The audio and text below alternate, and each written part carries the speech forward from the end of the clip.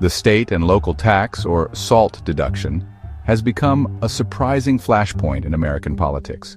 This once obscure provision of the tax code, allowing taxpayers to deduct state and local taxes from their federal income, has ignited a fiery debate within the Republican Party. At the heart of the matter lies a fundamental question: who benefits from tax cuts and at what cost?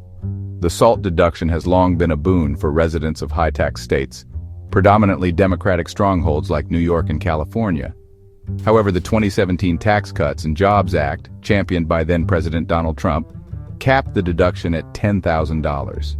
This move, while touted as a way to simplify the tax code and fund other tax cuts, disproportionately impacted taxpayers in these high-tax states.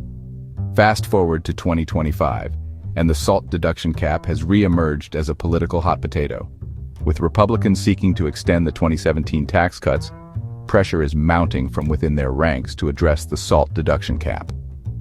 The debate has exposed deep divisions within the GOP, pitting fiscal conservatives against those representing constituents hardest hit by the cap.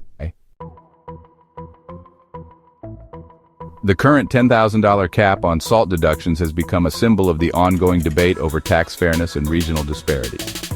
For taxpayers in low-tax states, the cap has had a negligible impact. However, for those in high-tax states where property taxes alone can easily exceed $10,000, the cap has resulted in higher federal tax bills. The impact of the cap is particularly acute in areas with high property values, such as the suburbs of New York City and the San Francisco Bay Area. Many middle-class families in these regions, who are already grappling with the high cost of living, have seen their federal tax burden increase as a result of the cap. The $10,000 cap has also had unintended consequences for the real estate market in high-tax areas. Some homeowners have found it more difficult to sell their homes, as potential buyers are deterred by the higher tax burden. This has led to concerns about declining property values and a slowdown in the real estate market. Within the Republican Party, the SALT deduction cap has become a major point of contention. The GOP finds itself torn between its commitment to fiscal responsibility and the demands of its members representing districts heavily impacted by the cap. This internal struggle has played out in public, with lawmakers engaging in heated debates and strategic maneuvering. On one side of the aisle are lawmakers like Representatives Mike Lawler, Andrew Garbarino, Nick LaLota, and Young Kim, all hailing from high-tax states. They argue that the $10,000 cap unfairly burdens their constituents and advocate for its complete elimination.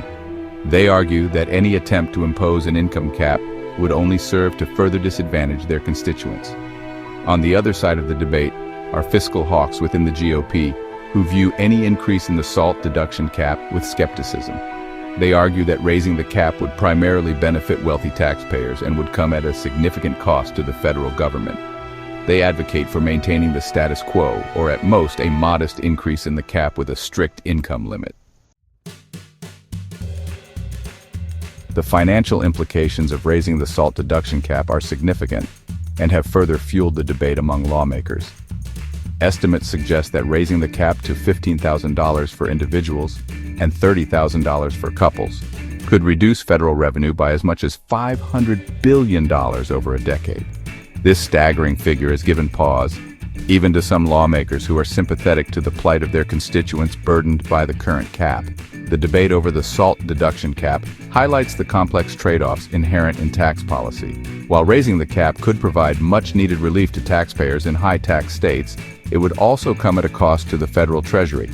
Lawmakers must weigh the potential benefits against the potential costs, and any decision is likely to be met with both praise and criticism.